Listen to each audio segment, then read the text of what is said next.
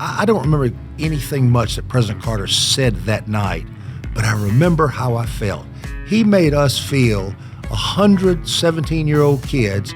He made us feel like we were the most important audience he would ever speak to his entire life.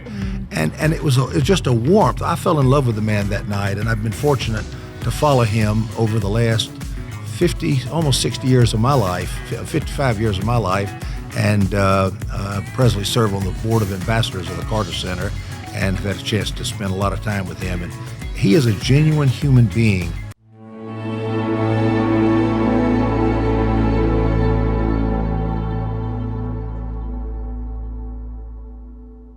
Welcome to a new edition of City on Hill. I'm your host, Whitney Mendoza, and today I'm joined by Ricky Steele, and he is Chief Development Officer at Talent 360 Solutions. Welcome, Ricky. Thank you very much, Whitney. I appreciate the opportunity of being here with you. Yeah.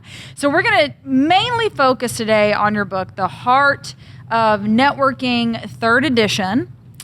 And I know a little bit just in preparation of your background, but I mean, it's definitely only a little bit. And I would love for you to really kick us off sharing with our listeners just kind of how you got all the knowledge that you have to be able to write this 3rd edition of the book. Whitney, thank you for that question. Yeah. I've been around a long time. I'm 70 years old, and I've seen a lot, but my break in life was being born to Richard E. Steele Sr., and I am a junior. My dad was the heart of networking before anybody had ever heard the word networking.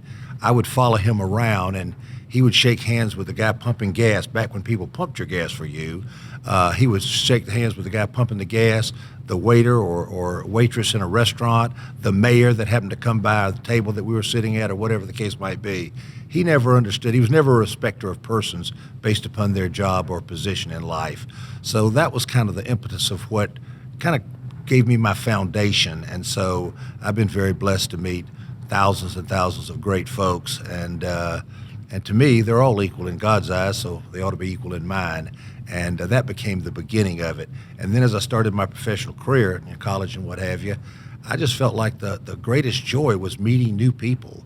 You know, everybody's got a story to tell, and if you'll sit there and listen to their story, you'll learn a great deal about them, and you'll learn a great deal about life, and it'll improve who you are as a human being. And I think Norman Vincent Peale said a long time ago that nobody cares how much you know until they know how much you care.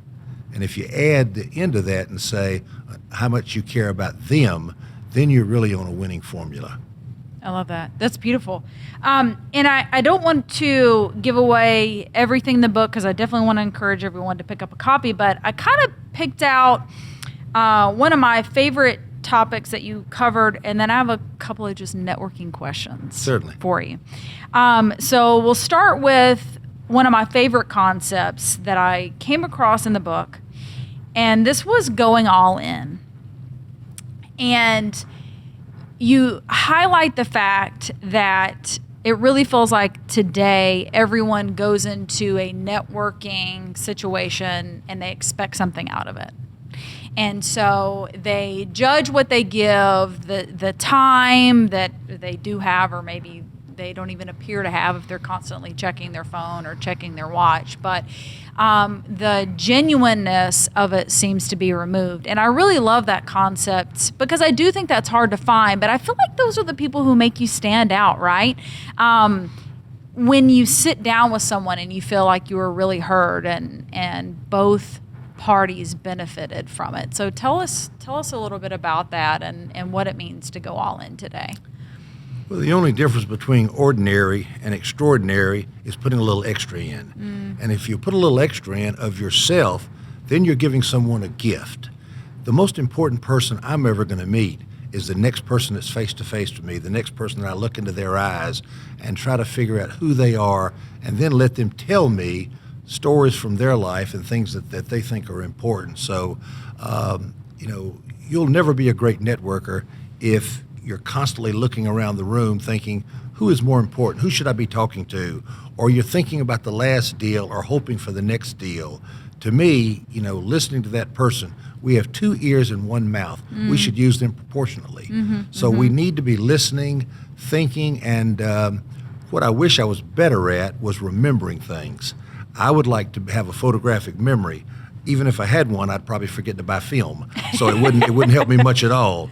But I try to jot notes. If I speak to someone and get some tidbit or something of interest, I'll try to slip off to the side after we finish our conversation and write it down on the back of a business card or whatever the case might be. But again, being all in to me, and especially as we've come out of COVID has kept us locked down for a long time. Yeah. I felt this way before COVID, but nonetheless, if you're only willing to be there for what you can get out of something, then you're almost always going to be disappointed, because you're there to figure out how you can contribute, how you can add to the party, the conversation, whatever the case might be. So when you're willing to establish a relationship with another human being, you do like the poker players do on television. You push all the chips to the table and say, I am all in. I am here for you. Do you want to talk about your business? You want to talk about business I may do for you? Or do you want to talk about your spouse or your kids or a problem that you have going with? To me, when you get to connect on that sort of level, you create relationships that are very, very deep, relationships that mean something, so that at some point in the future, that person that you wanted to buy something from you today, A, may never buy anything from you over their life, but B, there's a chance they might. And as importantly, there's a chance that they think about you later on when a friend of theirs says, do you know anybody good in the staffing industry?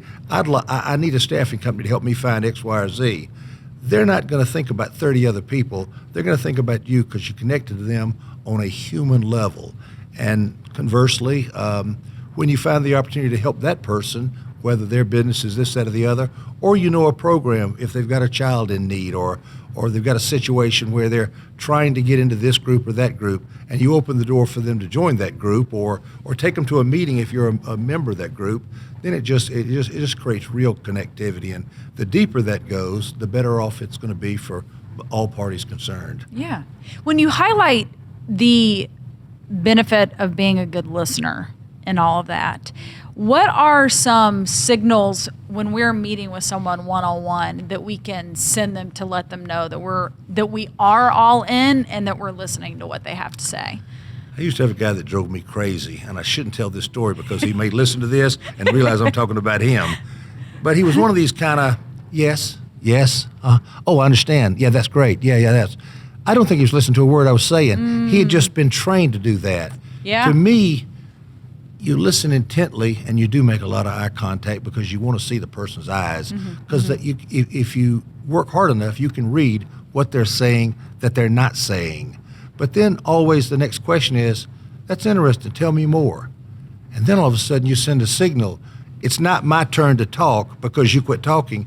It's my turn to continue listening because I really care about that situation. If they're telling me, especially if it's a family issue or a problem, I've had more problems you can say grace over in business and personally and family and this, that, and the other. And the times people would really sit down and say, Ricky, I know that's got to be tough going through. Tell me a little bit about it. Or how are you handling it? Or have you ever talked to John or Sue or Bob, because they went through a similar situation? That's gold. That is gold, and you'll never forget that. In my previous two books, I told a lot of stories because we've been telling stories from Bible days. They came down through history, stories of this, that, and the other. I tell a lot of stories in the book, but I've never told personal stories. I've told stuff that happened to me personally, but I never used any names. It was, I got a buddy that did this, or I got a friend that did that. In this book, I went around and asked every single person, can I use your name? This is my last book on this subject, and I want it to be as intimate and as real as possible.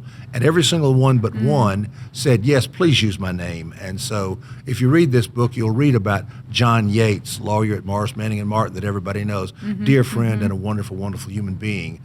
You'll hear about Elizabeth Homeke, who is with a CIO of a company called One Inc.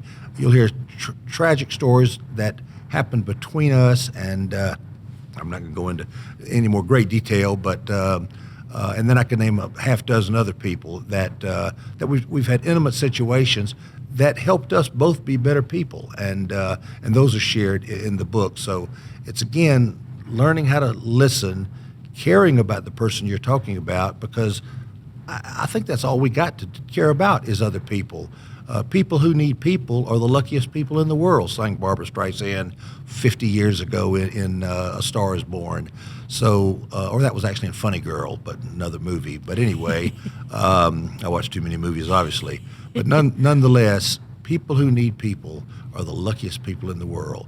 And so we need each other. And the more we intimately wrap our arms around another human being, the better off we're both going to be.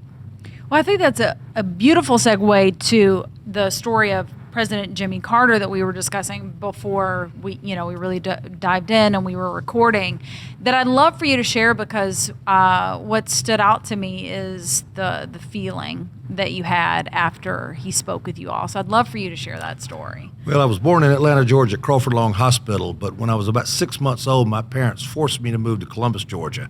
Columbus is a great city and a great place to bring up a family, but it's not Atlanta. But growing up there, I attended St. Paul United Methodist Church, and when I was a senior in high school, I was president of the youth group. And by hook or crook, someone got State Senator Jimmy Carter to come speak to us one night. There was probably 80, 100 people, young people in the room. Most of us were 17 and 18, seniors in high school or juniors. We didn't have $14 between all of us headed in the room, and none of us were old enough to vote. So we were not the perfect target audience for him on any day of the week. Yet he came, and I had the privilege of introducing him. And I don't remember the exact introduction, but I remember it ending with, I guess, a typical thing. And now I'd like to introduce you to the next great governor of the state of Georgia, because State Senator Jimmy Carter was running for governor at that point, and of course he did win, and that sent him to other places. But anyway, I don't remember anything much that President Carter said that night, but I remember how I felt. He made us feel 100 17-year-old kids. He made us feel like we were the most important audience he would ever speak to his entire life.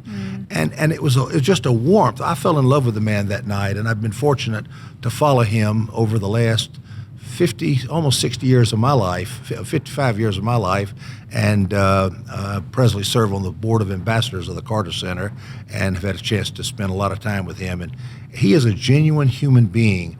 I believe a number of people might question where he ranks in the presidents of the United States. But if there's anyone that doubts whether he's the greatest former president of the United States, I'll be glad to take him out back and we'll have a deeper conversation about it, because he has by far changed the world with the things he's done with the Carter Center. And so, your original question was, how did it make me feel? It validated me. He made me feel like a human being that mattered, even though I was a 17-year-old kid, a senior in high school. And when you can do that to another human being, they're going to follow you forever.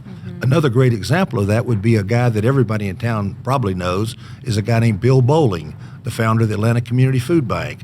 I had the privilege and the fortune of going through Leadership Atlanta in 1986. And our second program, we had lunch at St. Luke's Soup Kitchen, which Bill Bowling founded originally before he went to start the Atlanta Community Food Bank. Anyway, Bill got up, was our afternoon speaker after we'd had lunch with 700 homeless and hungry folks. And I looked at the man. I didn't know him. I'd never met him. I looked in his eyes, and I thought I was looking at God. His eyes are so warm and tender and loving that I hung on every word. Again, he validated the audience. And as a result of that, I worked hard to get to know Bill Bowling, and he's become my mentor, my spiritual guide, and really a brother over the last 40 years. We were at an event last week together, and we went to see Springsteen together about 3 or 4 weeks ago. Nice. We spent a lot of time together. I love Bill Bowling, and he changed my life because he cared about me before he knew me. When you can care about a human being before you know them, there's going to be a relationship created. And it may have not have done him any good his entire life, but it changed mine.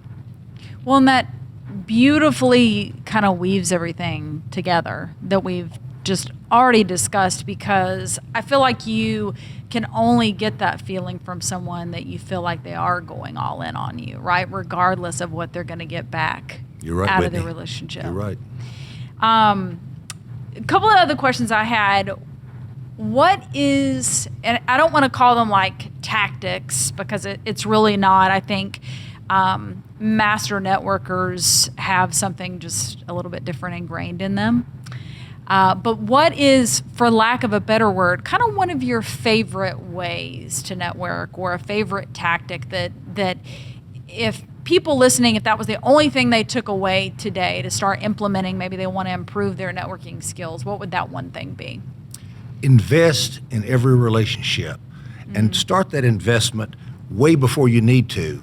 If I have a lunch with someone, a dinner or whatever kind of meeting, generally 3 days beforehand, I will spend as much as an hour to 3 hours getting to know them without having gotten to know them yet.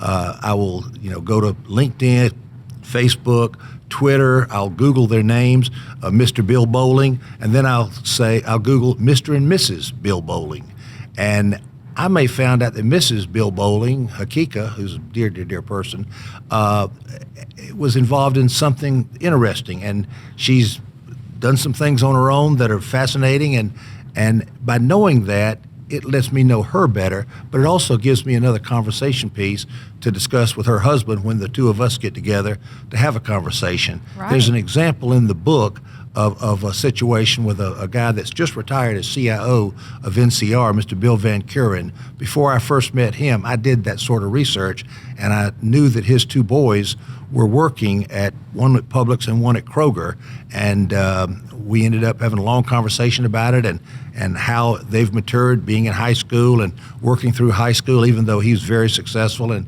certainly they didn't need to work financially in high school. And Bill told me at the end of the meeting, he said, I've never sat down with someone that knew as much about me before we sat down. We became dear friends. We're still dear friends 15 years later. And we ended up doing business with NCR and some money, changed hands. That wasn't the point of the conversation, but it ended up creating the atmosphere to have that sort of conversation. And so I guess that's, to me, the critical component. And it's so easy to do it. A lot of people say they're not afraid of hard work. I always realize when someone says that, I'm talking to someone that's never done any. Hard work is hard work, but it's called networking. The work part is critical. So you've got to put it in beforehand. And, I don't care how smart you are, how many college degrees you have, whatever the case might be, we always need to be learning something new every single day. And we can start that by getting to know the people. Some people think it's akin to stalking, but I think it's much better than that. It's finding out things about a person that they think is important to them so that you can in turn figure out a way to parlay. And if you find somebody's a big Georgia Bulldog fan or a Auburn Tiger or Georgia Tech, Yellow Jacket or whatever, at some point you're going to have your hands on some tickets. Who do you go to give the tickets to, and who do you invite to go to the game, or whatever the case may be? So there's not one great big thing that makes your life or career. It's the million little things that you do every single day to create an environment where you can be successful. Would you, because you may have a different answer or it may be the same, but what is almost like a best kept secret of networking that you think most people don't know or would need to learn? Oh gosh, I'll be back in an hour and a half when I can think through that a little bit. I'd have to go back to the education part and the research part, because I've seen so many people that I share that story with, and they say, "Does that really help?" And then I'll share a story, like there's one in the book about a fellow that worked for a major company in Atlanta, and this was 2006 or 7. LinkedIn was really going well. Facebook was kind of just getting off the ground. And before the lunch I had with him, I went through LinkedIn. He's not even on LinkedIn. I Googled him. I did everything in the world I could find. I could find nothing about this guy. I called people at the company that I know, and every single one of them said, "Oh, he's a great guy. Y'all going to hit it off. You're going to do great, da-da-da-da-da." And yet I still know nothing about him. And I said, with questions like, is he married? Does he have children? Where did he go to school? I don't know, but you're going to really get along, what have you. Night before, I thought, well, this is not going to work, but I'll look on Facebook for the heck of it. Not only did I find him on Facebook, but I found a picture of his wife and his daughter. I know where he went to school. More information than his mama knew about him. He even took the time to list his 10 favorite songs of all times on his Facebook page, which I downloaded, and I burned a CD. I go to pick him up the next day, and he gets in the car, and I flip in my CD. And his ears tuned up. He said, God, you listen to good music. I said, you like that? What kind of lunch do you think we had? We were friends. We were brothers. We were talking about music and this, that, and the other, and we joined. Now, I don't want to say that he was the sharpest knife in the drawer, because I don't listen to Beastie Boys, to be honest with you. Bones, Thug, and Harmony are not in my repertoire of music. Violent Femmes, well, I don't even want to go there. But nonetheless, we got back over to his office, and I went to drop him off, and I said, listen, let me give you this CD. You're going to enjoy it more than I did. I don't listen to a lot of that music, but you listed that as your 10 favorite on your Facebook page. He looked at me, shook his head a few times, and said, you are good. You are very good. And in reality, he's wrong. I wasn't good. I took information that he put out there for everybody to read, and yet most people won't. Wow. People won't take the time to do the work. And if you're not willing to take time to do the work, then you're probably not going to see the success that you could if you did. So, if I had 5 more minutes to brainstorm, I might come up with 1 or 2 other little things. But I think the key is, and knowledge, not just about that person, but continue the knowledge. I read 3 or 4 newspapers every single morning, not word for word. I skim them. I listen to podcasts, and I also read a lot of posts of folks. And often, I will send somebody an article and about something that we've discussed that's a problem that's going through, and I'll see something, New York Times, Washington Post, Atlanta Business Chronicle, the AJC, whatever, and I'll send them a link bright and early in the morning. They'll call me back and say, oh my gosh, this is exactly what I've been looking for.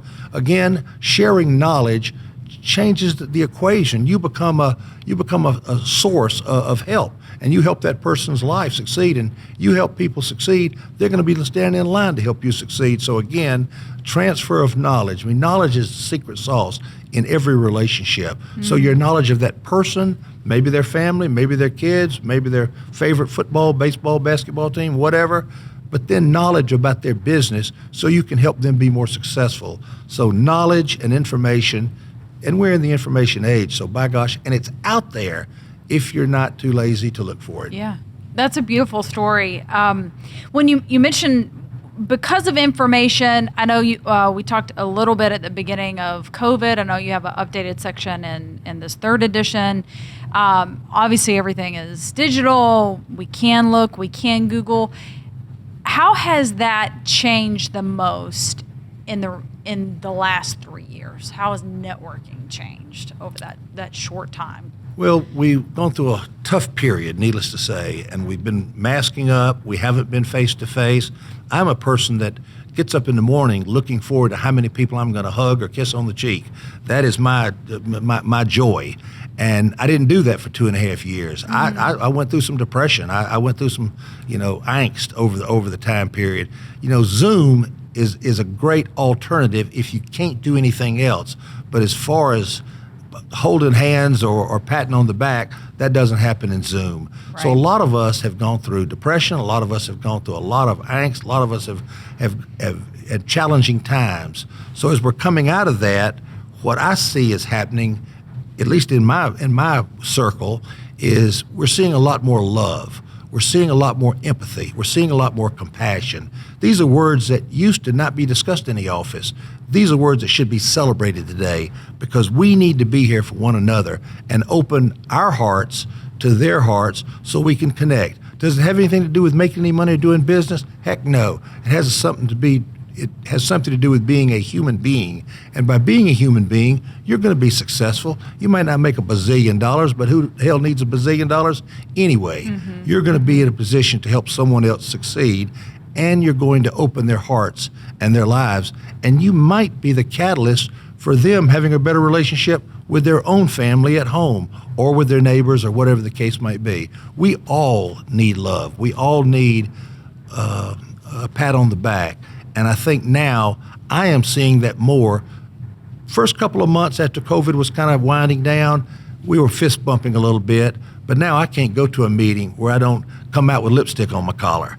And my wife knows that I do this on a regular basis, so she's okay with it. But she knows it's all in human relationship situations. But nonetheless, I think that the key is, as we're coming out of COVID, is to be more ourselves and to be more real, to be open, to be be sharing the real self and not putting up a mask or facade or whatever the case might be.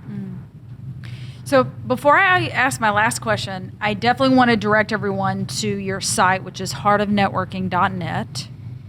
Correct. Okay, because you've got the book. It's in hardback. Obviously, I have my awesome copy here. It's also in Kindle. But if anyone goes to heartofnetworking.net to get a hard copy, you'll actually personalize it for them. Every single one. And if they want to send it to a friend or a son or someone else, then just put that in the notes when you go to the website, and I'll be happy to do that. And I do a lot of speaking and podcasts and other things. So I've had an opportunity to speak to every college within 500 miles of here, and a lot of corporations, Dell and IBM and Turner and what have you. So I just love sharing the message. When I wrote the book and when I began speaking professionally, I did it to share a passion that I have in my heart, not really to make any money. And so far, the business plan's working perfectly. I hadn't figured out a way to make any money doing this, but I figured out a way to share what my dad taught me and what I hope, will be helpful to other generations as it has been for me. Yeah. Well, I think that shows in every story you've shared and every tip you've given us. So thank you, Whitney. Ricky. My last question that I ask all my guests is, of course, the name of the show is City on a Hill. The city, we're named after Atlanta, and we were kind of talking about our mutual love for Atlanta. But I'd love to know, to Ricky, what does it mean to be a city on a hill? What does that mean to kind of be that shining light for others to see? Well, just like the good book says, don't hide your lamp under a bushel basket. Shine your light, share your truth. It's not going to please everyone. We live in a very tough time when politically and religiously and every other way, we're fighting like cats and dogs, but you got to be true to yourself. So open your heart, show your light, and be a good listener. So to me, Atlanta is a great city on the hill. We are the birthplace of Dr. Martin Luther King Jr. We're the birthplace of the civil rights movement. So we've got a lot of heart and a lot of capacity to love in this community. So I think that that's truly important. And for each of us, whether we're the president of the biggest company in town or whether we're in any other position in any other company, just be true to yourself and always believe that the golden rule, which goes through and in almost every religion has some focus on the golden rule and servant leadership. So be a servant leader. That's probably the secret. If we went back a little bit, I learned when I was 14, 15 years old, and the stories in the book, that no matter what my job was or what my business card said it was, God called me to be a servant for others. And that is what's propelled me for the last 50-something odd years, and what I'll continue to do until the good Lord calls me home. But serve others, have a good heart, be honest, be truthful, and be there for your family, for your friends, and for your community. And what better life could you have than that? I think that puts a beautiful bow on just the whole episode, Ricky. Thank you, Whitney. Thank you so much for joining me. Definitely, everyone, check out Ricky Steele's book, The Heart of Networking. This is the 3rd edition. Go to heartofnetworking.net for your personalized edition. So good to have you on, Ricky. Thank you. It was a blessing. Until next time, we'll see you then.